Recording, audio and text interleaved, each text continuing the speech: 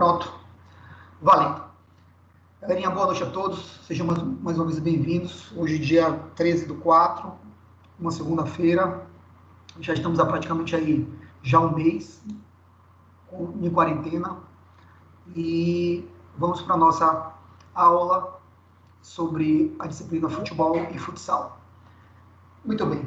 Hoje nós vamos falar sobre uma coisa bem interessante, que eu vou falar sobre atividade física e os efeitos do sistema imunológico.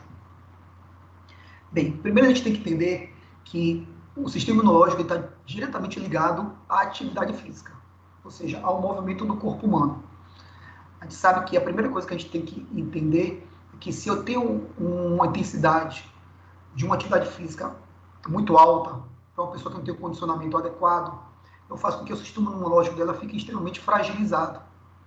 É o que está acontecendo agora no momento, ou seja, algumas pessoas, principalmente crianças, idosos, adultos, estão fazendo atividade física de maneira intensa, ou seja, dentro de sua casa, ou seja, sozinho, e com isso está fragilizando o sistema imunológico. Isso fica mais susceptível a doenças respiratórias, principalmente o H1N1, principalmente o SARS, principalmente o Covid-19. Então, assim, a gente sabe que quanto mais fragilizado tiver o sistema imunológico, maior susceptibilidade que o indivíduo tem a adquirir bactérias, vírus ou micro-organismos. Vamos entender como é que o sistema imunológico ele pode sofrer alterações com o tipo de atividade física. A primeira coisa é perceber que quando eu vou fazer um tipo de atividade física, e futebol tem muito isso, ou seja, o que é o futebol? O futebol de campo e o futsal é uma atividade de alta intensidade. Você tem ideia? O sistema energético utilizado no futsal e no futebol são 3 sistemas energéticos. O anaeróbico alático, de 0 a 10 segundos. O anaeróbico lático, ou seja, a partir de 10 segundos até 120 segundos, ou seja, 2 minutos. E o anaeróbio, a partir de 2 minutos. Então, esses 3 sistemas energéticos estão estabelecidos tanto no futsal quanto no futebol de campo. Então, tanto o ATP creatina fosfato, quanto o glicolítico, quanto o oxidativo. E o que a gente precisa entender como profissional de educação física, professores? É entender que se eu vou trabalhar o futebol e o futsal na escola, eu vou ter uma carga de intensidade. Se eu for trabalhar o futsal e o futebol nas minhas escolinhas esportivas, eu também terei uma carga de intensidade. Então, vou ter que ter um bom senso de acordo com as faixas etárias e com o meu objetivo da prática esportiva, no caso, o futsal e o futebol. Pronto. Para começar a nossa aula, nós já entendemos que o futsal e o futebol ele já tem 3 sistemas metabólicos agindo nele. Então, anaeróbico alático, ou seja, oxidativo, aquela pique que ele dá de 0 a 10 segundos, né? Aquele pico para carregar essa bola até próximo do gol e chutar. Ele tem um sistema anaeróbico lático, ou seja, de 10 segundos, de 11 segundos até 120 segundos, ou seja, até 2 minutos. Ou seja, é aquele pique que ele dá, mas segurando um pouco mais a bola, carregando um pouco a bola, não é tão intenso. Ou seja, tem a presença do oxigênio, ATP, creatina fosfato. E tem o sistema anaeróbico, o convencional, o sistema aeróbio. Então, o sistema anaeróbio ele vai trabalhar o quê? Com o glicolítico. Ou seja, com a reserva dele de glicogênio. Ele vai trabalhar o quê? Com a quebra da glicose dele. Então, por isso que o sistema metabólico glicolítico. Então, ele vai trabalhar com esses 3 sistemas metabólicos. Então, a primeira coisa que tem que entender é o tipo da atividade física. Então, que atividade física é essa? Então, no nosso caso, é o quê? Futebol e futsal. Qual seja, qual a intensidade que eu vou trabalhar com esses meus alunos? Depende muito do meu objetivo. Se é na escola, leve e moderado. Nunca de alta intensidade. Porque eu não quero formar atletas na escola. Se é na minha escolinha esportiva, dependendo das faixas etárias, sub-7, sub-9, sub-11, sub-13, sub-15, também vou trabalhar de leve a moderado. Agora, se eu estou trabalhando sub-17, sub-19, ou seja, categorias competitivas, aí eu trabalho a questão mais de intensidade mais elevada. Lógico, se eu estou com equipe para trabalhar com intensidade alta, eu tenho que ter uma equipe multidisciplinar para me dar esse apoio. Eu preciso de um fisiologista, eu preciso de uma nutricionista, eu preciso de uma psicóloga, eu preciso de um fisioterapeuta, percebeu? Agora, se eu vou trabalhar leve e moderado, não há necessidade de uma equipe multidisciplinar. E a duração? Qual é essa duração? Se eu vou trabalhar uma intensidade, com os meus alunos de leve a moderado, eu estou dizendo aqui que eu vou treinar segunda a sexta-feira, 3 vezes por semana, 2 vezes por semana. Então, as minhas colinas vão girar em torno disso. Vou trabalhar na escola uma vez por semana, ou aulas conjugadas, ou seja, aulas seguidas, ou uma aula na segunda, ou uma aula na quinta. Então, vou trabalhar sempre leve e moderado. Ou seja, com isso, o trabalho leve e moderado tem um efeito de fortalecimento do sistema imunológico. Já o trabalho de alta intensidade, ele diminui o sistema imunológico, ele fragiliza o sistema imunológico. Então, se eu tenho uma equipe que eu vou trabalhar com alta intensidade, eu preciso de uma equipe multidisciplinar para me dar suporte, para que quando esse sistema imunológico ele esteja suprimido, ou seja, em declínio, eu preciso ter um aporte de outros profissionais da saúde, principalmente nutricionistas, para que esse imunológico tenha um upgrade, ou seja, que não sofra intempéries, interferências, principalmente de vírus, bactérias e micro-organismos. Por isso que agora nessas doenças respiratórias, principalmente agora o mais recente, o Covid-19, ou seja, tem pego mais idosos e crianças abaixo de 12 anos, porque o sistema imunológico está extremamente debilitado, ou ainda em fase de desenvolvimento, como no caso das crianças. Então, se a pessoa ainda tem um fator de risco, é diabético, é hipertenso, ou seja, o sistema imunológico está mais fragilizado. Com isso, não tem como o sistema imune, ou seja, os glóbulos brancos, ativarem ativamente. Não tem como os primeiros anticorpos, e principalmente o MGA, ou seja, os primeiros anticorpos que chegam para bater de frente com esse vírus, com esse micro-organismo, com essa bactéria, de maneira efetiva, que venha destruí-lo. Então, como o sistema imunológico está fraco, consequentemente, as células de defesa, ou seja, o sistema de defesa também está fragilizado. E aí, se eu tenho um vírus mais agressivo, com certeza a vitória vai ser desse vírus, ou desse micro-organismo, ou dessa bactéria. 2. Vou falar agora sobre o nível de condicionamento e do passado atlético do indivíduo. Ou seja, o que é esse nível de condicionamento? Ou seja, cada indivíduo tem um nível de condicionamento diferente.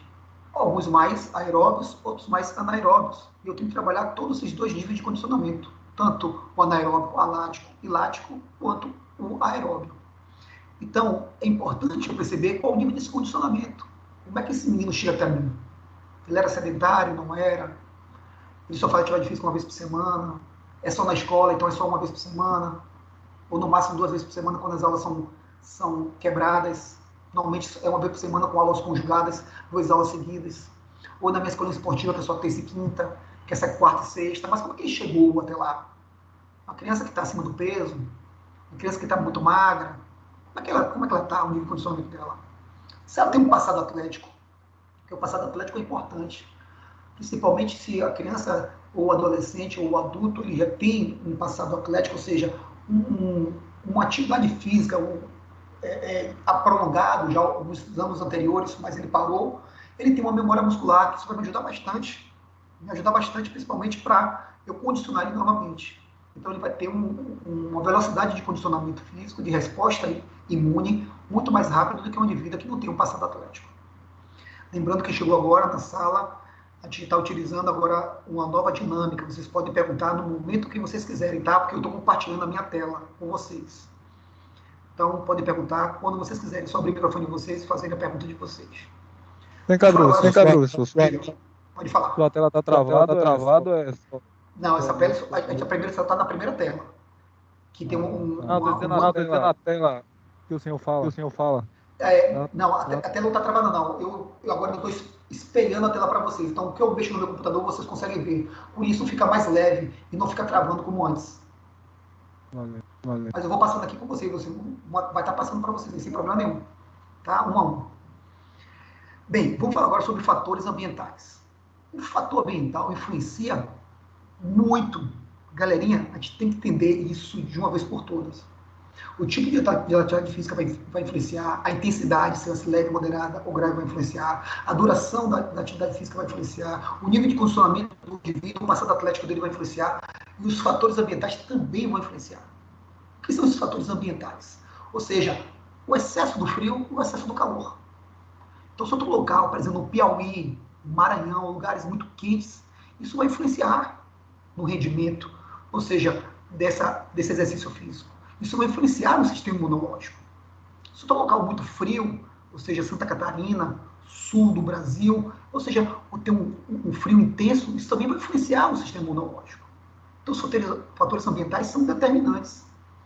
Então, quando eu tenho um calor muito mais excessivo, eu tenho uma vasodilatação dos meus vasos sanguíneos, eu tenho uma perda de calor muito maior, eu tenho uma sudorese excessiva, eu tenho uma aceleração dos meus batimentos cardíacos. Percebeu? Quando eu estou num local muito frio, eu tenho uma vasoconstricção nos meus vasos sanguíneos. Eu tenho uma diminuição da minha sudorese. Ou seja, eu não tenho uma intensidade de batimentos cardíacos tão quanto em lugares com um calor excessivo. Então, o corpo, essa máquina perfeita, ela também reage a esses excessos de temperatura. E o nosso sistema imunológico também reage a isso. 4. Horário de realização da atividade física. Isso é determinante. Todo indivíduo tem o chamado biorritmo. O que é esse biorritmo? Esse biorritmo é o momento do dia que você tem melhor rendimento quando se fala de exercício físico. Por exemplo, tem algumas pessoas que têm um rendimento de exercício físico muito bom na manhã, nos primeiros momentos da manhã. Tem outras pessoas que é no meio da tarde. Tem outras pessoas que é no final da noite. Cada indivíduo tem um biorritmo diferente. Por exemplo, eu tenho um rendimento melhor quando eu faço o exercício físico entre as 4 da tarde e as 7 horas da noite. Esse horário que o meu rendimento é melhor. Isso não quer dizer que quando eu treino de manhã cedo, eu não tenho rendimento, não. Eu tenho rendimento, mas o meu rendimento é melhor no final da tarde.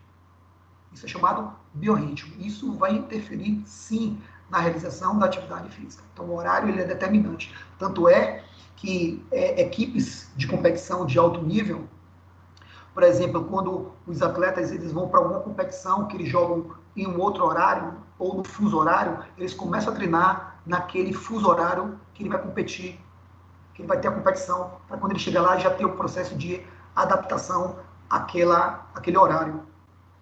Por exemplo, é por isso que quando os jogadores vão jogar 11 horas da manhã aqui no Brasil, 2 horas da tarde aqui no Brasil, tem que ter uma parada técnica para hidratação, porque esse fator ambiental, esse calor excessivo por causa desse horário de 11 horas da manhã, meio-dia, 1 hora, 2 horas, 3 horas da tarde, ou seja, a incidência dos raios solares é muito grande naquele estádio. Então, por ser a incidência dos raios solares muito intensa naquele estádio, ele precisa de um tempo técnico. Então, o técnico ele paralisa no primeiro tempo e também tem uma paralisação no segundo tempo, de 1 minuto para hidratação, porque aquele horário é o horário que eles não estão acostumados a jogar. Então, sempre quando a equipe vamos jogar por volta de 11 horas, eles têm, nessa semana, um treinamento específico nesses horários, para que ele tenha uma adaptação para aquele horário que vai ser realizado aquele exercício físico. 5. Regulação térmica da criança. O que é essa regulação térmica da criança? Ou seja, a criança ela só vai desenvolver bioquimicamente a sensação da sede a partir dos 12 anos de idade. Então, a gente sabe que, fisiopatologicamente, que cientificamente, até os 12 anos de idade, tanto o menino quanto a menina, eles podem jogar no mesmo time, sem problema nenhum, misturar meninos e meninas. Eles têm a mesma capacidade, né? Mesma capacidade de intensidade, de duração, de condicionamento. Mas, um detalhe importante, antes dos 12 anos de idade, ou seja, eu tenho que dar umas paradas no meu treinamento para a criança se hidratar. Então, como é essa hidratação? Ele vai hidratar sempre antes, durante e depois dessa atividade física. Porque o corpo dele ainda não reconhece reconhecer o processo de desidratação inicial. E eles tendem a sentir menos sedes do que deveriam. Então, eles vão suar muito, eles vão desidratar e não vão sentir a sede de imediato. Então, o professor de educação física tem que estar atento a isso quando se trabalha com categorias abaixo de 12 anos de idade, tanto dos meninos quanto das meninas. Ou seja, hidratar antes, hidratar durante e hidratar depois. Lembrando que não precisa ser uma hidratação longa, ou seja, uma hidratação superficial, ou seja, pequenos goles de água. Né? Pequenos goles de água, não pode ser muita água, porque se eu direcionar uma quantidade muito grande de água para o estômago, consequentemente, os músculos que deveriam receber uma quantidade de sangue, principalmente os músculos dos membros inferiores das pernas, irão para o estômago para metabolizar essa água que foi ingerida. Então, ele tende a ter uma intensidade menor no exercício que eu queria desenvolver com ele. Então, é pequenos doses, sempre antes, durante e depois. É por isso que em qualquer competição, e competição de alto nível, tem que ter os pontos de hidratação. É obrigatório. Foi o que aconteceu nas Olimpíadas, onde aquela atleta, acho que é canadense, esqueci o nome dela, que entrou no estágio realmente com um índice de cãibra muito grande, então ela entrou chegou em 37º lugar, mas ela ficou para a história, inclusive até final de semana agora, o Esporte Espetacular fez uma matéria com ela. Ou seja, o que foi aquilo ali? É porque na corrida, na maratona, só tinha 3 pontos de hidratação, e ela perdeu o último ponto de hidratação. Então, por efeito do sistema imunológico, ou seja, por efeito da desidratação, ela teve câimbras intensas na chegada no estágio. Então, hoje, em competição de alto nível, ou seja, tem vários pontos de hidratação. Se eu não estou enganado, a cada 3 a 5 quilômetros tem que ter um ponto de hidratação. Porque a hidratação ela é fundamental. E quando eu falo hidratar, é hidratar com água. Nós precisamos de 4 litros de água todos os dias. 2 litros estão nos alimentos, então todos os alimentos sólidos têm quantidade de água adequada. E 2 litros água, não pode ser chá, não pode ser refrigerante, não pode ser suco, não pode ser cerveja. Pelo amor de Deus, tem que ser água, ou seja, água em hidratação. Então, água. Por que água? Porque a água está nos seus níveis de sais minerais equilibrados. O que é água? É um repositor hidroeletrolítico. Água, eletrolíticos, sais minerais. Aí tem o cálcio, fósforo, magnésio, sódio, tudo em doses exatas, perfeitas para o corpo humano. Mas, Jefferson, eu vejo muito pessoas utilizando, principalmente em competições de futebol, o Gatorade, o Marathon, o Powerade, ou seja, repositores também hidroeletrolíticos na beirada do campo.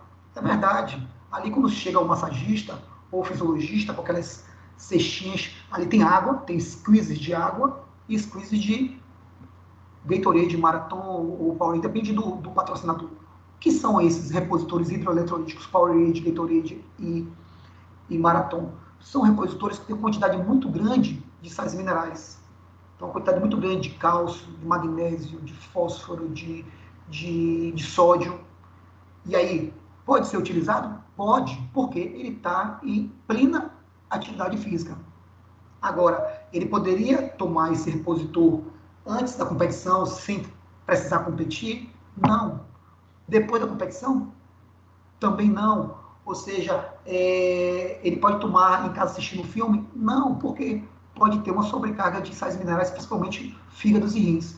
Pode sobrepor, ou seja, pode aumentar muito esse processo de substâncias, de sais minerais no fígado e no rins. Então, deve-se evitar. Mas durante a atividade física, posso ter? Posso, sem problema nenhum. Tá certo? E criança pode consumir isso? Pode, se for um copo de 100 ml, não tem nenhum problema se ela estiver fazendo atividade física, não tem nenhum problema. Se tiver um patrocinador, está patrocinando um evento, eles tomaram um golinho daquilo, não tem nenhum problema. O que não pode é fazer isso de uma regra. O que não pode é sempre que eles for fazer isso, tomar isso. Ou seja, é sempre estimular a água. A água é o único repositor hidroeletrolítico que tem esses níveis de sais minerais perfeitos para a máquina perfeita chamada corpo humano. Beleza? Agora vamos para... Professor, diga, meu filho. Acho que a maioria da turma não está conseguindo entrar. Acho que tem 6 pessoas, né? Não está conseguindo entrar? Por quê? Não sei. Peraí. Deixa eu admitir aqui todos. Só um minutinho. Já liberei todo mundo. Tá, vou falar com eles aqui. Já está todo mundo liberado. Já entraram aqui. Inclusive, a gente está com 9 pessoas na sala. Foi que a maioria aqui tá reclamando.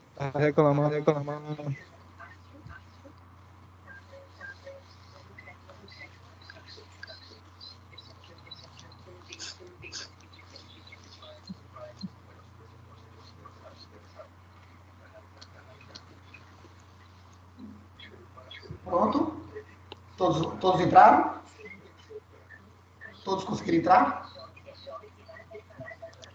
Aí vai ter que aguardar um pouquinho, peraí. Tá bom.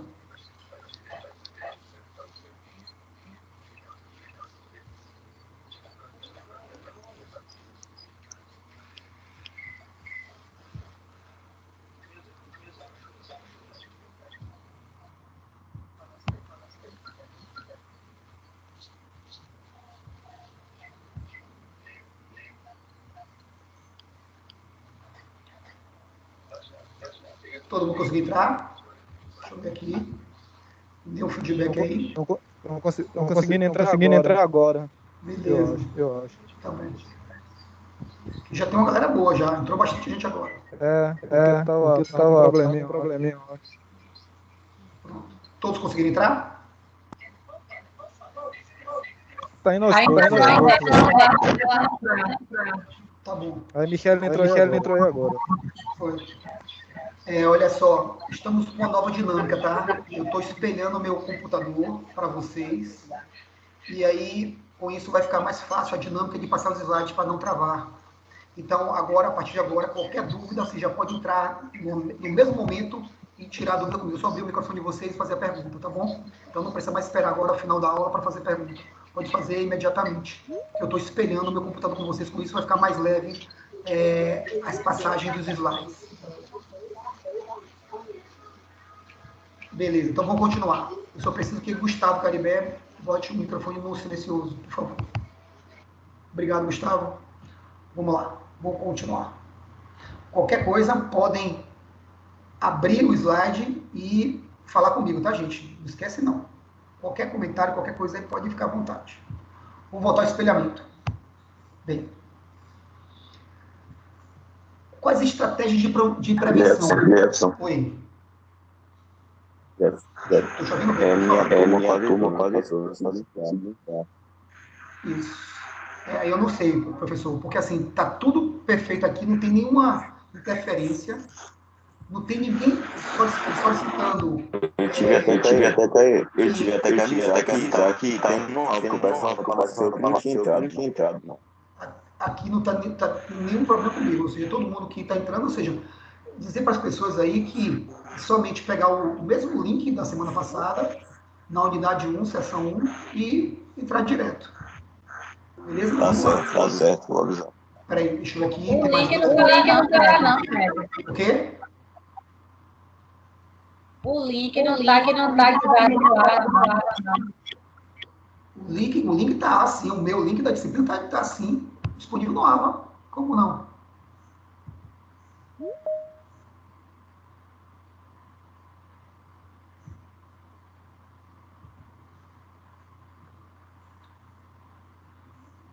Vamos lá. Agora estou com 13 pessoas na sala. Beleza? Porque tem algumas pessoas entrando como convidado. Essas pessoas convidadas, com certeza, não tá pegando o link do link, ou não está confirmado o horário, ou alguma situação está acontecendo, porque estão entrando como convidado aqui. Mas eu estou admitindo as pessoas que estão entrando como convidado, estou aceitando, tá? Sem problema nenhum. Vamos tocar o barco. Não deixar ninguém de fora, não. Vamos lá.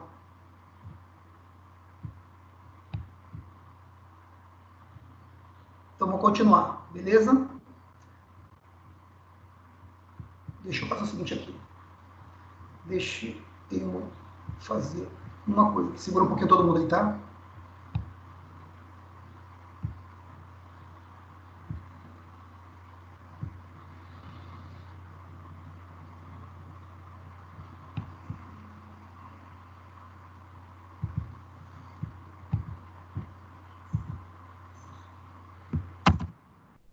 Um minuto.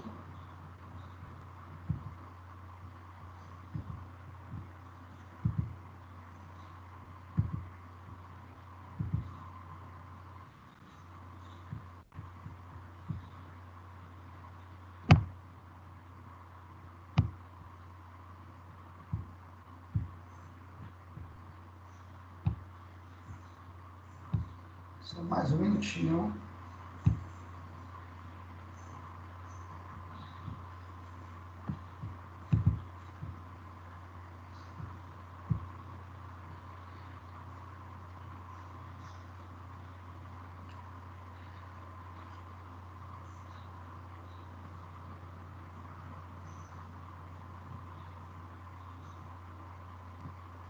Está abrindo o slide, segura, pronto. Então, olha só. Eu vou deixar assim, beleza. Todos conseguem ver o slide número 3? Sim. Beleza, então vamos continuar. Qualquer dúvida, é só abrir o microfone de vocês e perguntarem. A partir de hoje, o pessoal que chegou agora, temos 14 pessoas agora na sala. A partir de agora, qualquer dúvida, é só abrir o microfone de vocês, fala o nome de vocês e faz a pergunta, tá? Não vamos deixar para o final, não. Vamos tentar essa estratégia para ver se melhora a nossa dinâmica. E no final, eu vou falar a nossa avaliação oficial 1, tá bom? Vamos lá. Estratégia de prevenção. Então, primeira coisa, vou fazer a manutenção dos níveis desse estresse diário ao mínimo. Então, o que é isso? O aluno que vem para a escola, o aluno que vem para a minha escola esportiva, ele vem com o nível de estresse do dia a dia dele. Então, pode ser um estresse mais robusto, porque ele tem um trabalho laboral estressante, então ele está ali para liberar esse estresse, seja como válvula de escape, ou ele brigou em casa com o pai, discutiu com a mãe, ou seja, o cachorro está doente, alguma situação está deixando ele meio estressado, que ele chega lá. Então, a atividade física tem que promover isso, ou seja, fazer com que haja uma manutenção desses níveis de estresse dele diário ao mínimo. Então, a atividade física é uma válvula de escape, ou seja, vamos fazer com que toda aquela tensão, aquele estresse, aquela preocupação, aqueles problemas, naquele momento, eles inexistam. Ou seja, que eles não fiquem evidentes e ele tenha uma qualidade daquela atividade física melhor. 2. Alimentação balanceada e manutenção de vitaminas a níveis de minerais a níveis ótimos. O que significa dizer? Ivan, por favor, coloque seu microfone no silencioso. Oi, Ivan. Oi, Ivan. Por favor, coloque seu silencioso. Pode ser seu telefone no mudo. Nossa. Você não sabe fazer isso não, Ivan? Alô, Ivan, consegue falar comigo? Ivan Clay, você consegue falar comigo? Então, pronto. Então, eu vou ativar no mudo aqui para todo mundo, tá? Professor, você mesmo consegue fazer isso. É só mutar todos os microfones aí na opção. Mas ele precisa administrar isso, porque senão ele não consegue fazer nada isso comigo. Então, vou fazer essa administração. Então, vou botar todos os telefones no mudo, tá? Pronto. Vamos lá. Então, 2. Alimentação balanceada e manutenção de vitaminas e minerais a níveis ótimos. O que é isso? Ou seja, a criança precisa ter um mínimo de uma alimentação para que ela possa fazer atividade física. É por isso que nas escolas municipais e estaduais é obrigatório ter a merenda escolar. A merenda escolar é fundamental. Não tem como a criança aprender cognitivamente o raciocínio lógico. Não tem como a criança ela poder desenvolver suas habilidades motoras desidratadas, com fome, sem alimentação. Então isso é fundamental, porque o rico, a classe média, já chega lá, já com a alimentação dele já sem problema nenhum.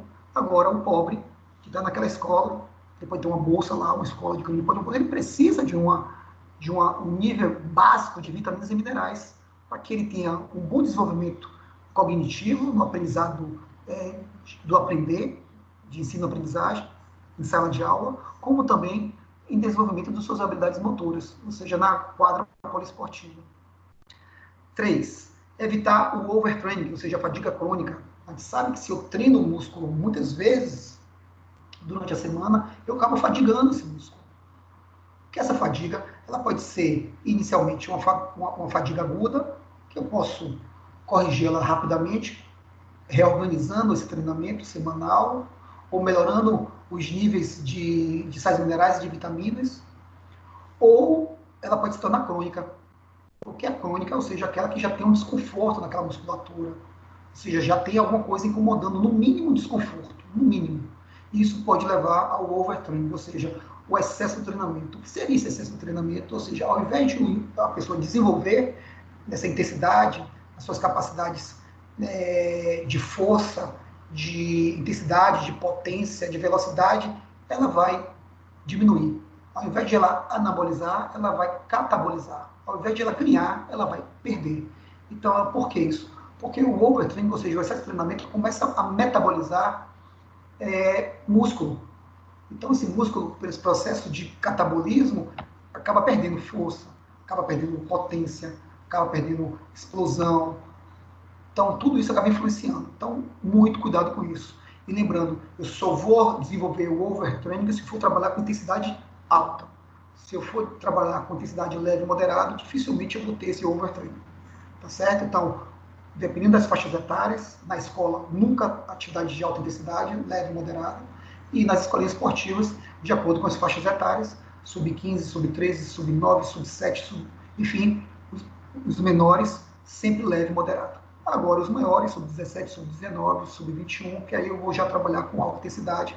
Lógico que aí eu vou ter já uma equipe multidisciplinar, principalmente um nutricionista já fazendo parte da minha equipe. Vamos lá. Vamos agora falar sobre procurar ter sono adequado em horários regulares. O que seria isso?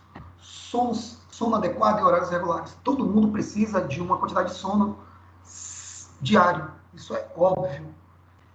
Quanto menor for a faixa etária, maior a minha necessidade de sono. Então, bebês, em média, 14 horas de sono. Crianças até 12 anos, de 12 horas de sono. Adolescentes, em média, 10 horas de sono. Adultos, em média, 8 horas de sono, 9 horas. E idosos, em média, 6 horas de sono. Isso quer dizer o quê? Que o idoso não sente sono e o bebê sente muito sono? Não. Ou seja, o bebê fisiologicamente precisa uma quantidade maior de sono, né, para fazer, porque está em fase de desenvolvimento bioquímico, metabólico em tempo real. Já o idoso, ele não consegue ficar muito tempo na cama dormindo. Então ele frita logo nessa cama, então ele levanta e durante o dia ele fica tirando pequenos cochilos para compensar, ou seja, aquelas 6 horas, aquelas 5 horas de sono que ele teve sobre a cama. Então todo mundo precisa de um sono adequado. Que é um sono adequado? Ou seja, é um sono profundo. Ou seja, que eu lembre do meu sonho. Se você lembrar do seu sonho, se você sonhar e lembrar do seu sonho, que todo mundo sonha quando é na noite, mas algumas pessoas lembram, outras pessoas não. E a especialista diz o seguinte: se eu lembrar do meu sonho, é porque o sono foi profundo. Se eu não lembrar do meu sonho, é porque o sonho foi superficial. Então, depende muito de pessoa para pessoa. Então, o sono adequado é aquele sono profundo, que eu acordo revigorado, e sempre naqueles mesmos horários. Respeitar aqueles horários. Ou seja, se eu começar a ter uma flutuabilidade de dormir em horários diferentes, isso acaba também prejudicando o meu sistema imunológico. E é interessante falar, por exemplo, se você você dorme em média 10 horas da noite, você vai dormir e acorda às 6 da manhã. Beleza, 8 horas de sono.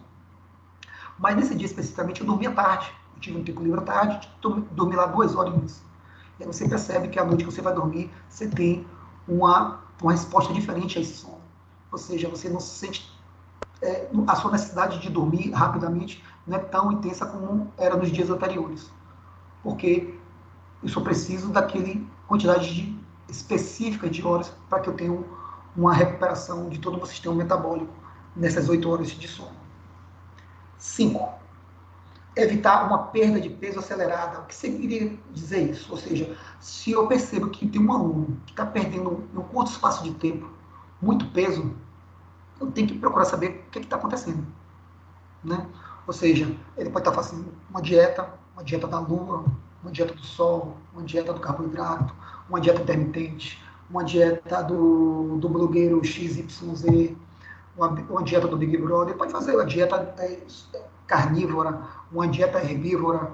Ele está numa fase de transição entre ser carnívoro e vegetariano, ou ele está em uma fase de transição entre ser vegetariano e ser vegano. Então, assim, eu tenho que entender o que está acontecendo, porque questões de nutrientes e sais minerais vão sim influenciar nesse sistema imunológico, vão sim influenciar no meu exercício físico. Então, eu tenho que entender o que está acontecendo para poder, às vezes, até orientar, ou seja, de uma maneira mais científica, como ele deve proceder, qual o caminho ele seguir e qual o profissional que ele deve procurar. 6. Evitar a autoinoculação. Nós até falamos na semana passada. O que seria essa autoinoculação? Ou seja, é através das minhas mãos eu tocar em mucosas, né? Nariz, boca, olhos, ouvido, órgãos genitais masculino e feminino, ânus, ou seja, alguma mucosa. A mucosa não tem proteção contra bactéria, micro-organismo ou vírus. Então, se eu toquei, esse micro-organismo vai direto para a minha corrente sanguínea. Então, assim, a gente vai sair dessa pandemia com um cuidado, principalmente da autoinoculação, principalmente quando a gente fala sobre uma biossegurança, muito mais consciente disso. Que a gente vai ter uma consciência maior sobre o nosso corpo, sobre cuidar do nosso corpo, sobre a limpeza, sobre a asepsia adequada do nosso corpo, e também, se eu tenho cuidado do meu corpo, automaticamente eu estou cuidando do outro que está do meu lado. Então, evitar que as crianças fiquem o tempo todo passando a mão no olho, passando a mão na boca. Você está sempre orientando eles. Chegou na hora do exercício físico, pedir para todo mundo lavar a mão. Quando terminar o exercício físico, pedir para todo mundo lavar as mãos novamente. Então, isso acaba ajudando bastante, principalmente em doenças respiratórias em crianças. É impressionante. É quase impossível você não ver a criança corizando, né? Com o nariz escorrendo, espirrando, com alguma alergia, né? O que eu estou querendo dizer para vocês é que é quase impossível, ou seja, uma criança não tocar em mucosas, mas se ela o tempo todo está sendo orientada por esse professor, ou seja, conduzida de maneira responsável por esse professor, acaba ela também absorvendo esses hábitos de higiene, evitando a autoinoculação. 7. Evitar pessoas com sintomas de infecção respiratórias e multidões quando possível. Ou seja, o que é isso? Eu estou indo para a sala de aula, estou vendo o tempo todo um aluno tossindo na sala de aula, espirrando. Então, sem o cuidado adequado, sem a proteção adequada, sem um papel. Então, eu falo assim, direciona esse menino para a coordenação, pede para ele ir ao banheiro, assoar o nariz, pegar um papel e trazer papel, para quando for espirrar, quando for tossir, colocar esse papel na boca. Ou seja, quando eu estou na minha atividade física, ou seja, lá no exercício, estou vendo o menino o tempo todo espirrando, tossindo, corizando, ou seja, escorrendo muito líquido do nariz, secreções pelo nariz. Então, vou chamar o pai, a mãe, pedir uma orientação, dar uma orientação, pedir para cuidar daquele resfriado, porque senão esse menino vai contaminar toda a turminha, né? Porque o tempo todo ele vai estar passando a mão naquele nariz, né, escarrando aquilo ali, tocando no colega, caindo, tocando no outro, pegando na bola, o outro também pegando na bola, e essa bactéria vai ser um carnaval, vai ser um prato cheio para essa bactéria, para esse micro-organismo, para esse vírus. E, por fim, a adoção de vacinação regular contra a gripe é altamente recomendada. O que é essa adoção de vacinação regular? Ou seja, a gente sabe que agora, principalmente agora, a partir do dia 16, ou seja, o dia segunda, terça, quarta, a partir de quinta-feira, nós, profissionais da saúde, professores, já podemos ir para qualquer posto de saúde da família, qualquer UPA, para tomar uma vacina contra a gripe, H1N1. Ou seja, é altamente recomendado, principalmente nós, profissionais, que estamos expostos a isso através dos nossos alunos. Então, o aluno, quando ele chega com uma carga viral muito grande, né? Principalmente crianças, principalmente adolescentes, uma carga viral muito grande. Então, nós é que estamos ali com uma turma, 2, 3, 4, 6 turmas durante o dia, durante a semana toda. Então, olha só essa carga viral que a gente vai receber durante toda a semana. Então, se a gente tem já lá uma prevenção através de vacinação adequada, é extremamente saudável. Então, não esquece isso. Vamos agora para o próximo slide, slide número 4. A proposta da educação física escolar e também a proposta da educação física das escolinhas esportivas. A primeira coisa que eu vou trabalhar é a questão inclusiva. Então, assim, galerinha, a gente não pode esquecer. A primeira coisa a trabalhar é inclusão. O que é inclusão? É eu diminuir o código esportivo. O que é o código esportivo? A competição, o rendimento, o recorde. Então, vou diminuir essa carga dos meus alunos, porque vai ter aqueles alunos mais habilidosos. Se eu não incluir os outros menos habilidosos junto com os mais habilidosos vão o tempo todo deitar e rolar sobre essa turma. Essa turma não vai desenvolver. Nem os mais habilidosos vão desenvolver, nem os menos habilidosos vão desenvolver.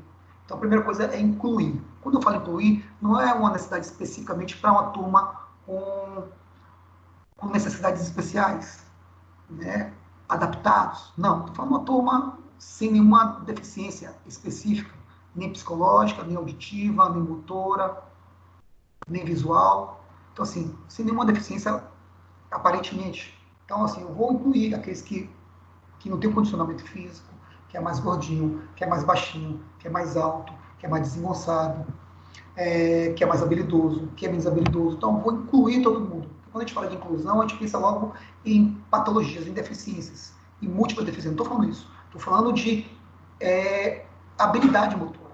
Então, vou incluir esse aluno, ou seja, em um processo de ensino-aprendizagem progressivo. lento, mas vai ter um resultado bem bacana lá na frente.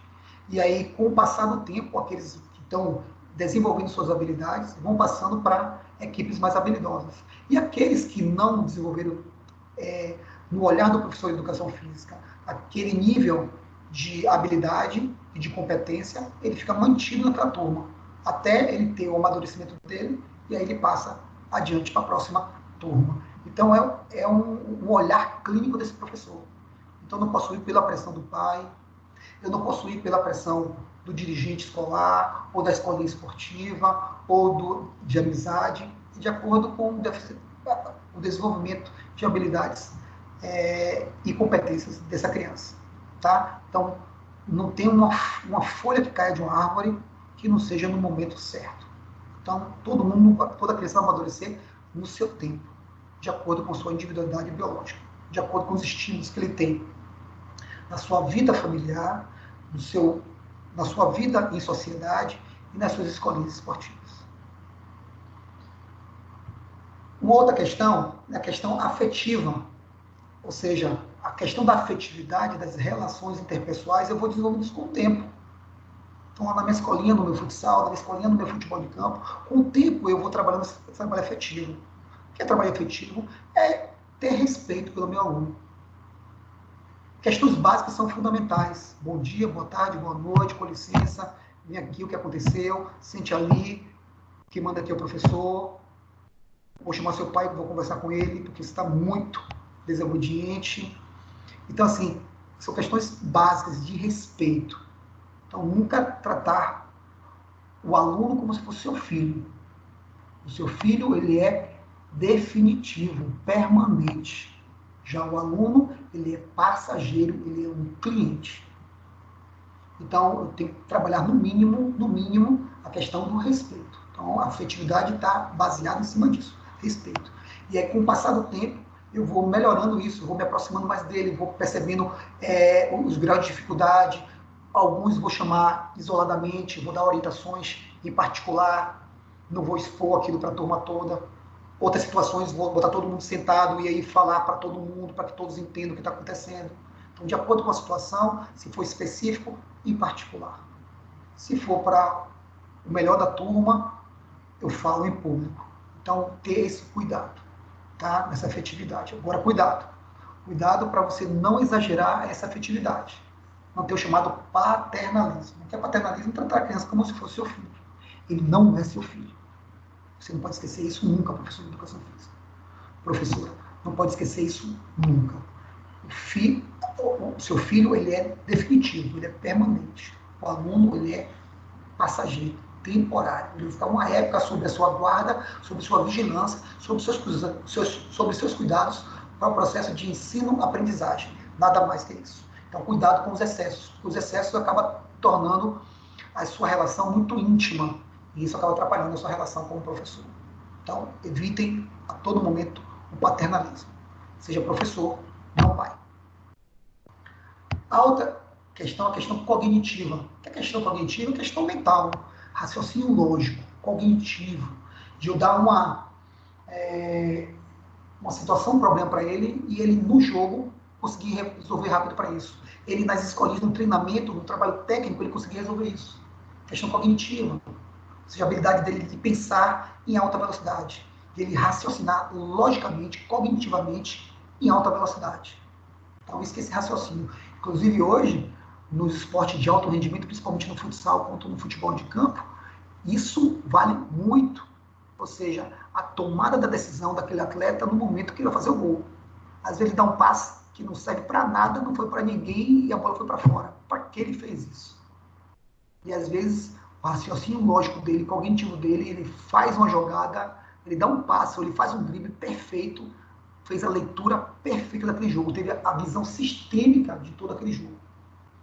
É isso que diferencia um grande jogador para o jogador mediano. Ou seja, a capacidade de ele raciocinar cognitivamente em alta velocidade, uma situação decisiva, estressante do jogo. A outra, a questão psicomotora. A questão psicomotora eu vou estar trabalhando todos os dias. É o quê? É o trabalho, né, das escolinhas, do treinamento técnico, do treinamento tático. Ou seja, é um trabalho específico para o todo, né? Ou do todo para específico. Então, eu posso começar com o coletivo, depois trabalho as escolinhas, ou posso começar primeiro com as escolinhas, depois trabalho o jogo propriamente dito. Então, assim, eu vou o tempo todo trabalhar a questão psicomotora. O que são a questão psicomotora? É a habilidade dele. Domínio de bola, de passe, de drible, de chute, de lançamentos. Né? O domínio de cabeça, o domínio de peito, o domínio de coxa, o chute com a parte interna do pé, o chute em trivela, o chute com o peito do pé, o chute de bico, o calcanhar. Então, é a questão psicomotora. E, por fim, competitivo. Olha só como eu coloquei a questão competitiva por último. Olha só, então, tanto na educação física escolar, quanto também para o esporte de rendimento, como está lá em cima, jogos estudantis, competições pedagógicas, festivais esportivos e base para o esporte de rendimento, tanto ajustando o professor de educação física na escola, quanto o bacharel nas escolinhas esportivas, no seu clube. Então, assim, a questão competitiva ela é extremamente delicada. Eu tenho que ter esse cuidado com o meu aluno. O sub-7, sub-9, sub-11, sub-13, sub-15, ou seja, as competições têm que ser de uma maneira sutil, delicada, né, onde todos possam participar, todos sejam premiados com a mesma medalha de ouro, evitar os troféus, evitar o ranking de colocação, né, segundo, terceiro, quarto, quinto, sexto, sétimo, oitavo, nono, décimo lugar. Então, assim, é que com o passar do tempo possam ganhar ritmo de competição, que eles possam conviver com harmonia com o estresse do esporte competitivo, porque o esporte competitivo ele é estressante, extremamente estressante, inclusive no alto rendimento. Já perceberam? A maioria dos atletas, quando eu falo não só brasileiros, não, mundiais, a maioria, estou falando todos, a grande maioria, cerca de 80%, quando eles param, se aposentam daquele esporte, depois de 2, 3 anos, quando a mídia mostra novamente ele, a pessoa está obesa. Você fala assim, caramba, era aquele atleta? Era aquele atleta? Tanto homem quanto mulher, está irreconhecível. Porque o esporte era tão estressante para ele que aquele condicionamento físico, aquele corpo todo definido, ele só tinha quando estava no esporte. Depois que ele se aposentou, ele falou assim, ó, agora eu quero viver, vou comer o que eu quiser, vou treinar na hora que eu quiser, ou não vou nem treinar, sabe? E aí o corpo, por uma necessidade metabólica, ele continua comendo da mesma forma, só que não tem o mesmo gasto energético que ele tinha como atleta e acaba engordando muito. Por causa disso. Por que isso? Pela questão de estresse, questão psicológica. Você não tem dúvida disso que eu estou falando. É uma questão puramente psicológica. O esporte competitivo é extremamente estressante, castrador, onde só ele exclui tudo e todos. Somente os melhores vão competir. Os que não têm habilidade estão fora. Então a gente começa sempre com a inclusão. Vou trabalhar na afetividade, vou trabalhar nas questões cognitivas, de raciocínio lógico, de comportamento, de visão sistêmica de jogo, depois, e junto com isso também toda a questão psicomotora, ou seja, a questão aí, afetiva, cognitiva e psicomotor está entrelaçada, ou seja, todo dia eu estou trabalhando isso, a questão, com a questão da inclusão. E a competição eu vou deixar para o final do ano, no final do semestre. Faço competição mais levezinha, de acordo com a faixa etária, aos pouquinhos eu vou colocando pequenas competições. E aquele que nunca competiu, eu tenho que respeitar isso. Tem alunos da minha escola que não quer competir, beleza. Então vai ser torcida organizada, vai lá ficar com a turma torcendo para aquele que queira torcer. Se é na minha escola esportiva, ele tá bom, ele vai lá para ele torcer para a turma dele. Ninguém é obrigado a participar da competição, não posso obrigar todos a participar da competição, porque tem muitas crianças que estão nas escolinhas esportivas, lá com vocês, bacharéis, que não querem estar lá. Só estão lá por causa do pai e da mãe, que obrigam ele a fazer aquele esporte. E ele odeia aquele esporte. Então, assim, muito cuidado com isso, é ter essa visão, esse cuidado, tá certo? Então, eu não vou estressar ele mais do que ele já é estressado na própria família dele. Que todo dia o pai diz para ele assim, você vai jogar futebol, e eu odeio jogar futebol. Aí o pai ainda leva ele, compra a roupa toda para ele, coloca ele lá, ainda fala para ele, eu quero um gol. E o menino não gosta do futebol, mas ele está ali. Com o passar do tempo, ele começa a gostar um pouquinho, porque se o professor tiver uma boa metodologia, ele vai gostando, ele vai sentindo prazer por causa da ludicidade envolvida no processo. Mas, na hora da competição, o menino trava. Dá dor de barriga, começa a coçar o pé, começa a coçar o joelho, começa a coçar a cabeça, e não para de coçar. E de professor, não consigo jogar não, porque está coçando muito meu joelho. É questão psicológica. Ele apenas deu um nome qualquer, uma situação qualquer, para dizer assim, ó, isso não é para mim não, não quero isso agora não. Então, cuidado com isso. Filho do professor, dê aquele olhar lá na frente, e aí fala com o pai e para a mãe, ó, pai, mãe, ele não está ainda preparado para a competição, vamos esperar mais um pouquinho, vamos esperar a próxima competição, confia em mim, seu filho está sobre a minha guarda, preciso de mais um tempo para ele. Cada criança tem um tempo, ele precisa desse tempo dele, precisa que vocês respeitem isso. Então, todo aquele cuidado, aquele traquejo do professor, aquela habilidade, né, de cognitiva, de psicológica, de convencimento que nós temos. Tá certo? Bem, galerinha, nós vamos ficar hoje por aqui, tá? Próxima aula, vamos para falar sobre as competições, como elas vão acontecer.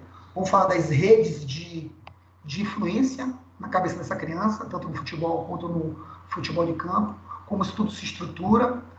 Aqui eu vou até mostrar para vocês aqui de uma maneira rápida.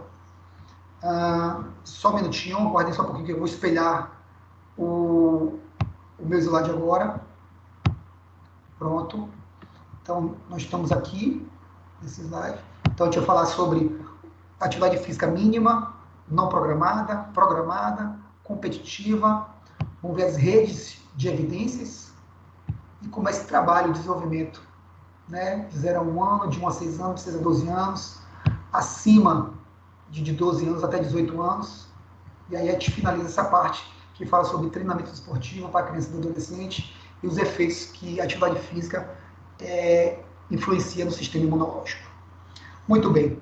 Nesse momento eu vou fechar aqui. E antes que vocês façam perguntas, deixa eu mostrar para vocês. Nós temos agora na sala exatamente 18 pessoas. Eu já coloquei para vocês, queridos professores, já lá no portal AVA, já a prova oficial. Como será essa prova? Então, fiquem bem atentos a isso. Então, eu vou abrir aqui para vocês o espelhamento aqui e vocês vão ver o passo a passo. Muito simples. Então, vocês vão entrar no portal de vocês AVA, clicar lá na disciplina, futebol e futsal. Está abrindo aqui. Pronto, abriu. Eu vou lá na unidade 2 e sessão 3. Por que sessão 3? Porque é a última aula do primeiro bimestre.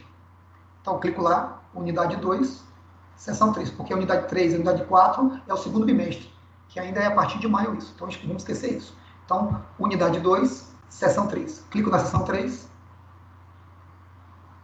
Vai aparecer aqui, ó. Só um minutinho. Deixa eu botar um pouquinho mais de... Pronto.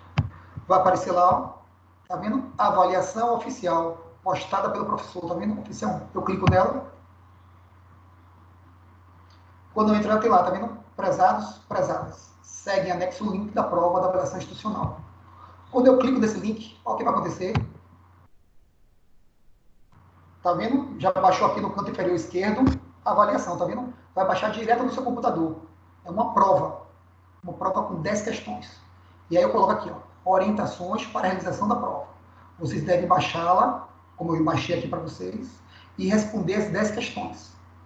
E enviar somente o gabarito para o e-mail jefferson.matos@proto.com.br, porque é o meu e-mail institucional, então eu preciso registrar isso no meu e-mail institucional da empresa, do Grupo Proto, da Unime.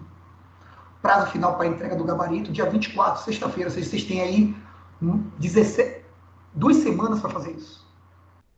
Tá? Então, bastante tempo aí para fazer a prova de vocês. Observação.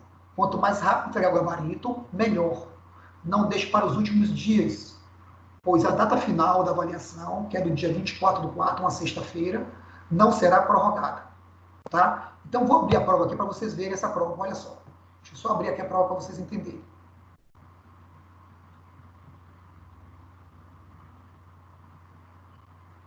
Só mais um minuto, está abrindo aqui meu Word. Pronto. Aqui está a prova, tá? Os padrões, tem aqui na prova também escrito, ó, depois, não sabia, data da entrega final, dia 24/4 de 2020, sexta-feira, data de entrega final. Então, já você pode entregar amanhã? Pode. Depois de amanhã? Pode. Até quando? Dia 24. E dia 25? Não, eu não aceito mais ninguém a partir do dia 25. Até porque vai estar registrado no meu e-mail institucional que você entregou no dia 25, então não será aceita. Então, até o dia 24.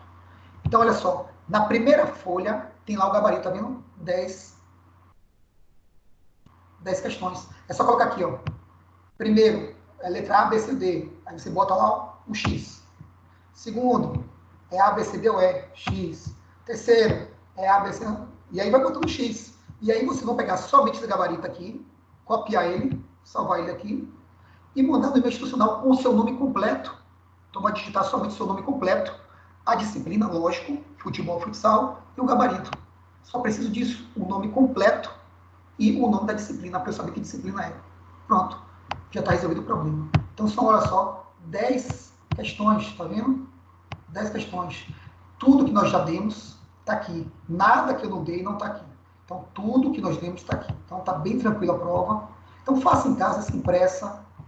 Façam vocês mesmos. Eu confio muito em vocês nisso. Então, assim, lembrando que eu quero falar com vocês o seguinte. Galerinha, entender que fazer ensino superior é algo de crescimento pessoal, pessoal intransferível, entender que eu serei um excelente professor lá na linha de chegada, quando eu me formar. Então, façam vocês sozinhos suas avaliações e manda para mim seu gabarito. Tá? Aqueles que fizerem sozinho, ó, porque aquele que copiar do amigo, isso vai acontecer nas avaliações virtuais? Vai. Mas ele vai aprender o quê? Nada. E um dia isso vai fazer falta lá na frente. Então, as questões são bem bacanas, bem contextualizadas, bem suaves. Você já vai estimular bastante a questão cognitiva de vocês. Ou seja, vai também fomentar, ou seja, validar o nosso processo de ensino-aprendizagem. Principalmente nesse momento agora, porque é o que nós temos, que é o nosso novo normal. E por a gente estar nesse novo normal, a gente tem que se adequar a isso. Então, cada um tem que ter a sua responsabilidade e a sua hombridade em querer ser o melhor professor de educação física que vocês puderem. Beleza? Agora vamos para dúvidas, perguntas. Fiquem à vontade. Podem ficar à vontade. Se vocês quiserem perguntar, podem perguntar. Temos 18 pessoas na sala. Oi, Jefferson. Oi, querido. Repita aí o caminho novamente. Por gentileza, repita aí Isso. o caminho que você falou Da avaliação? essa prova. Sim, Isso, mesmo. vamos lá. Vou fazer novamente aqui. Vou espelhar novamente, tá? Minha tela, para que vocês vejam o caminho. Eu vou fazer de novo com vocês. Muito simples. Então, venho aqui, só um minutinho, deixa eu espelhar aqui para vocês verem o que eu estou vendo.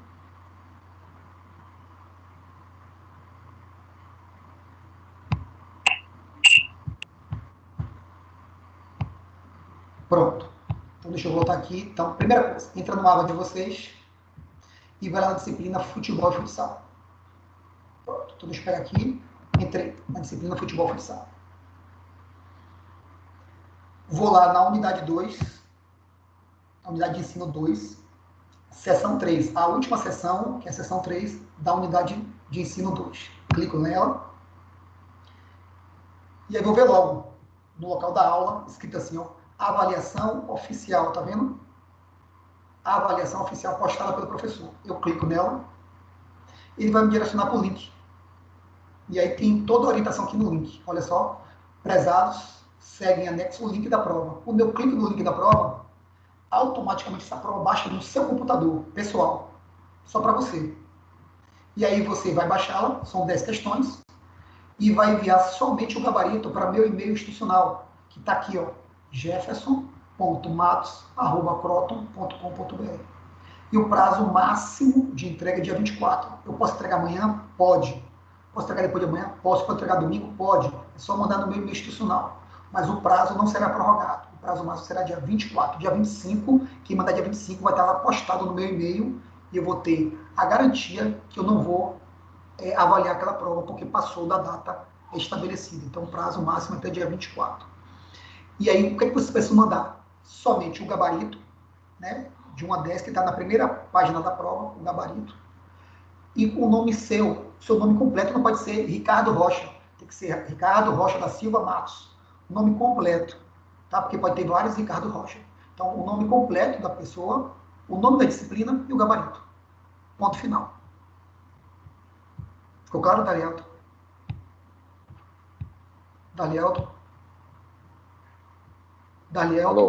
Alô? Oi, ficou claro? Oi. O meu não aparece, não. O quê? O espelhamento? Avaliação oficial. Então tem alguma coisa errada com o seu computador, Daniel. Você está na unidade 2, seção 3? Você está na unidade 2, seção 3? Unidade 2. Você é meu aluno ou aluno de Jorge Moreira? Unidade 2, seção 3. Você é meu aluno ou aluno de Jorge Moreira? Social. Já tô imaginando porque daqui a pouco a própria faculdade não repassou isso. Eu entrei depois. Isso. Pronto. Então deixa eu... Fica só um minutinho aí, Daniel. Eu vou entrar aqui numa lista oficial para ver se o seu nome está lá na lista. Segura um pouquinho. Olha só, nós tínhamos 18 pessoas na sala, 2 pessoas já saíram. Então, essas 2 pessoas que saíram vão ficar sem orientação.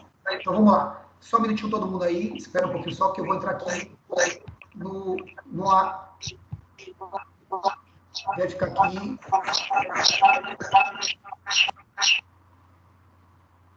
O nome de Daniel. Segura um pouquinho só. E aí eu vou falar o nome das pessoas que estão na minha lista, tá? Segura aí. Vamos lá. Vou falar o nome das pessoas que estão na minha lista, beleza? Vamos lá.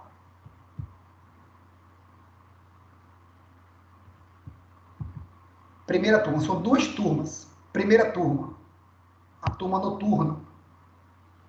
São eles.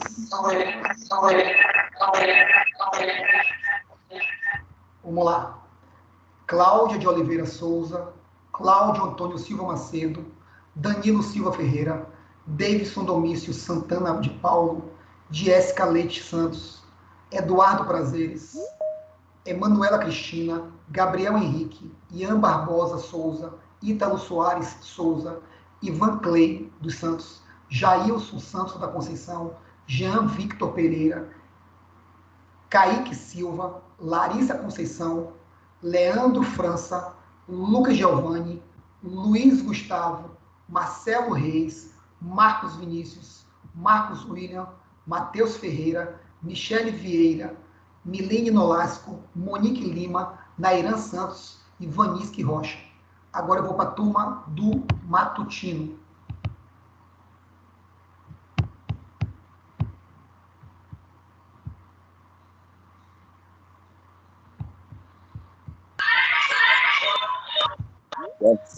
Eu errado o nome. Vamos lá, vamos para a turma agora do matutino. São eles: Aguinaldo Pinto, Anderson Martins, Bruno Farias, Carlas Danusa, Davi Portugal, Emily da Silva, Felipe dos Santos, Gabriel Montenero, Gilberto Bonfim, Erlis, Igor Oliveira, Jamerson dos Santos, Jean Dantas, Joab Pereira, João Paulo Fernandes, José Victor, Kelvin Santos, Lucas Gargu, Lucas Rogério, Marcos Vinícius, Mariana de Jesus, Ricardo Moreira, Robenilson Matos, Samuel dos Santos e Victor Hugo. Então, você vê, seu nome estava na algumas listas da Lelton.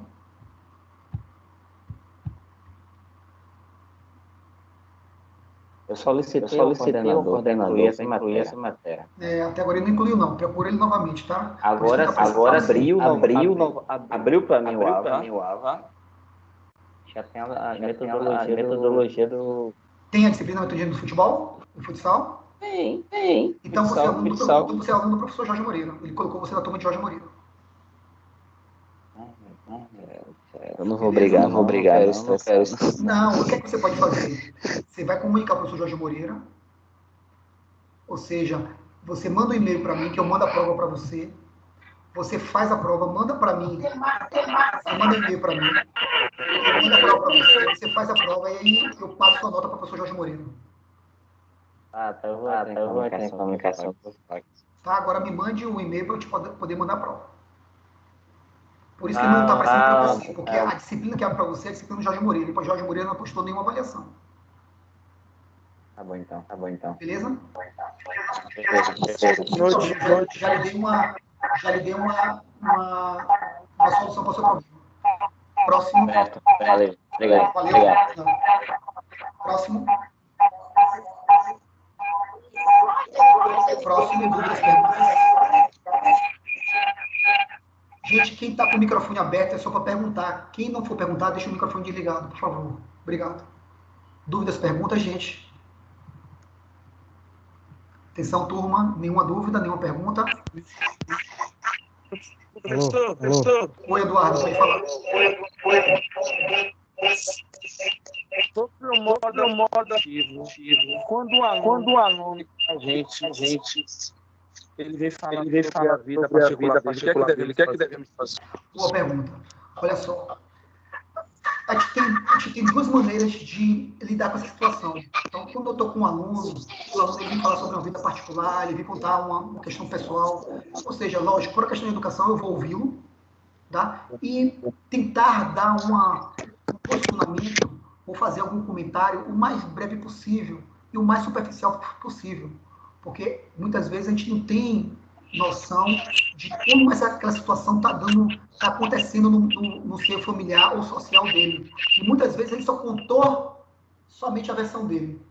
Então, assim, a melhor coisa a fazer é ouvir respeitosamente, fazer um comentário superficial e aí ir tomando esse direcionamento, vendo que, de acordo com o que está acontecendo com ele, ou na vida familiar, ou na vida social, se estiver interferindo na minha aula e na condução da minha prática, aí eu vou conversar com ele e chamar algum familiar para falar sobre o assunto. Mas se não está influenciando na minha aula, de alguma maneira, eu vou fazer com que aquele ambiente que ele está inserido na minha aula seja o mais prazeroso possível. E que ali ele tenha, pelo menos, um momento do dia dele de ele se sentir livre, de ele ter uma liberdade, de ele ter prazer, de ele ter empatia, não só com a atividade física, mas comigo e todos os amigos dele que estão ali. Dúvidas, perguntas? Professor. Oi, querido. Vem cá, é para enviar o arquivo em PDF? Vocês não entenderam. Vai mandar somente o gabarito, a primeira folha da prova. Faz aí. Quando vocês clicarem, a prova vai baixar em Word. Você só vai copiar lá e colar no e-mail. Aquilo não vai em PDF, não. Eu vou enviar em Word mesmo. Você vai copiar, você vai pegar somente copiar o gabarito e mandar o gabarito com as respostas, com o xizinho lá dentro de cada questão, de 1 a 10. Não precisa transformar em PDF, não. Então, só mandar aquilo ali, o nome seu completo e a disciplina. Se você não quiser copiar o gabarito, você pode botar questão 1, letra tal. Questão 2, letra tal. Questão 3, letra tal. De 1 a 10, em cada letra da sua resposta. Mas eu preciso do seu nome completo e o nome da disciplina. Aí vem cá a questão cognitiva. Certo. Você pode explicar de novo em contexto escolar? Lógico. Então, olha só, a questão cognitiva... Tá ruim aqui porque tá ouvindo minha voz. Ah, tá. Olha só. O que é a questão cognitiva? A questão cognitiva é nas relações de ensino-aprendizagem. A cognição é como eu consigo, de uma maneira lógica, de raciocínio lógico, resolver um problema de acordo com a situação ou em um momento decisivo. Então, essa questão cognitiva. Por exemplo, o professor passa uma conta matemática e aí o aluno vai ter que ter uma cognição em matemática adequada para responder aquela conta. A professora passa um exercício de pronomes verbais. Ele vai ter uma cognição voltada para pronomes verbais para formar aquela frase. A mesma coisa na educação física. Ou seja, eu vou dar uma situação de jogo para ele no treinamento e ele vai repetir aquilo várias vezes, aquela situação de jogo, e no momento do jogo, onde a imprevisibilidade vai acontecer obrigatoriamente, ou seja, não vai ter nada combinado, ou seja, a imprevisibilidade, ele vai ter que tomar, naquela hora que acontecer a situação, e de acordo com a cinemática do jogo e daquela jogada, ele vai ter que ter uma cognição adequada, ou seja, um raciocínio lógico adequado para tomar o melhor comportamento possível.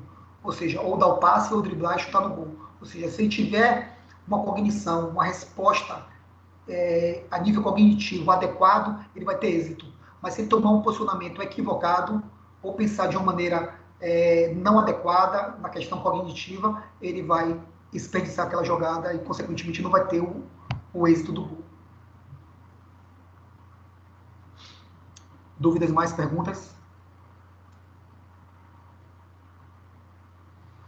Se continuar esse silêncio dramático, eu vou entender que não tem mais nenhuma dúvida. Diga, Eduardo. Professor, tem um aluno que ele joga e tem um coleguinha que joga. Aí eu devo fazer como na situação de incluir o que não joga para participar das atividades. Que o outro joga desenvoltura do filho. Isso acontece muito. Na verdade, eles não é só um coleguinha, às vezes é um grupo de coleguinhas, né? Tem 2 habilidosos e tem lá 5 que não tem nenhuma habilidade. E aí, sempre os habilidosos vai montar o time dele, né? Ou seja, porque ele quer sempre ganhar, ou seja, como se fosse o cérebro da equipe, o capitão da equipe, e todo mundo gosta de estar no time dele, porque geralmente o time dele ganha. Ninguém quer perder, né? Principalmente criança. Criança é extremamente competitiva. Então, o que acontece? O professor vai estar interferindo o tempo todo. O que é interferir o tempo todo? Que é no momento do jogo propriamente dito, ou seja, escolher sempre os cabeças de chaves. O que são os cabeças de chaves? É você pegar os mais habilidosos, 3, 4, e cada um vai escolhendo um jogador. Com isso eu consigo equilibrar todos os times. Ou eu posso pegar 3 menos habilidosos, 4, e cada um deles vai escolhendo cada um jogador, um de cada vez. Com isso eu consigo equilibrar bastante os times. Então essa interferência do professor é extremamente saudável para evitar as panelinhas e evitar que tenha um time muito mais forte, porque vai ter sempre aquela pessoa, aquele mais habilidoso, que vai influenciar todos os outros coleguinhas que não são tão habilidosos quanto ele, e todo mundo vai jogar de pé de igualdade. Então, essa primeira estratégia do professor é fundamental. Essa influência dele em equilibrar os times, fechando os cabeças de chave. Tá? A outra questão também importante, que a gente pode também interferir o tempo todo, é a seguinte: é fazer com que os alunos tenham consciência de que o treinamento técnico, o treinamento tático, ele é fundamental para o desenvolvimento de todos. Porque a criança ele só gosta de jogar. Então, o tempo todo ele só quer jogar, o jogo propriamente dito, o jogo pelo jogo, ele não quer treinar. Então, se ele entender a importância disso, consequentemente, o desenvolvimento de todos vai ser de uma maneira satisfatória e aqueles menos habilidosos vão desenvolver mais rápido do que os mais habilidosos. Os habilidosos vão desenvolver, mas de maneira mais lenta. Os menos habilidosos, mais rápido. Porque se eu estou em um grupo onde tem pessoas habilidosas, eu tendo a desenvolver mais rapidamente do que os habilidosos.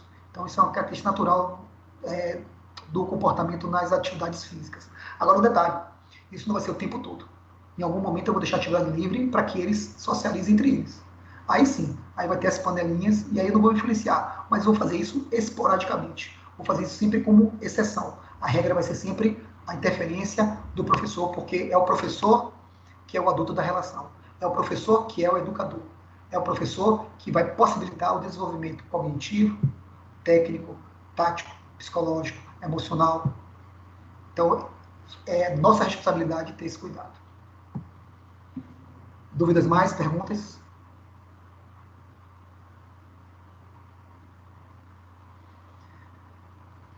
Muito bem, então não é mais nenhuma pergunta. Então, antes de finalizar a aula, galerinha, dizer a todos, foi um prazer mais uma vez estar com essa noite com vocês. Tá? Boa semana para vocês. Lembre-se que vocês têm mais de praticamente 14, 15 dias para fazer a avaliação. Está lá no portal de vocês. Beleza? Então, assim, as pessoas que não estão com o horário confirmado, que não estão na lista de presença, que não aparece, que o AVA não abre. Então, se o AVA não abre, se não tem a disciplina lá no AVA, é porque ele não se matriculou ainda. Então, essas pessoas têm que procurar a coordenação de educação física, o professor Fábio Monderley.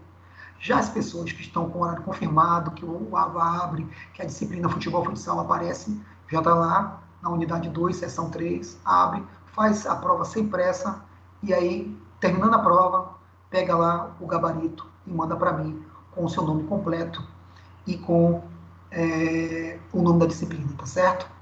E a partir do dia 24, dia 25, exatamente, eu lanço a nota de vocês, tá? Então, vou dar um prazo até meia-noite do dia 24. Então, quem puder mandar antes, manda logo, porque aí não vai ter nenhum tipo de surpresa lá na frente, tá certo? A todos uma boa noite. Tchau para vocês. Tá? Boa semana. Tchau. A gente se vê em breve. Tchau, querida. Tchau, Cláudio. Pronto. Então, nesse momento, eu encerro a nossa transmissão. Boa noite a todos. Tchau, professor. Boa noite. Tchau, queridos. Um abraço para vocês também, tá? Fique com Deus. Tamo junto. Fechou. Valeu, um abraço. Valeu, outro. Tchau, tchau. Então, nesse momento, eu encerro a nossa transmissão.